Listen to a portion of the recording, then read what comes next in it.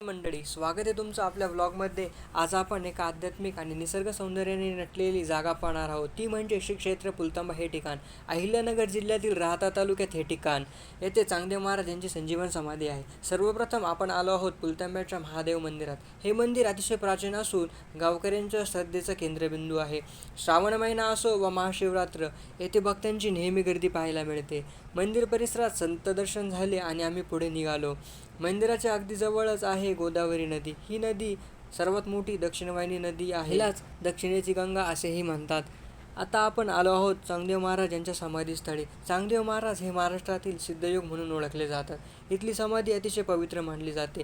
भक्तगण येथे भजन कीर्तन यासाठी नियमित येतात. समाधी परिसरात खूप सकारात्मक ऊर्जा जाणवते. टावर बसून ध्यान करावं असं इथलं वातावरण. सूर्यप्रकाशात नदीचं सौंदर्य अजूनच खुलून दिसतं. योगीराज चांगदेव महाराज यांची संजीवन समाधी शके 1298 माघ वद्य त्रयोदशी अर्थात महाशिवरात्रीला घेतली आहे आणि त्यांच्यावर चांगदेव 65 हा 65 ओळ्यांचा ग्रंथही आहे. तुम्ही जर अध्यात्मात रुची असणारे असाल, निसर्गाच्या सान्निध्यात वेळ घालवायला आवडत असेल तर या ठिकाणी नक्कीच भेट द्या.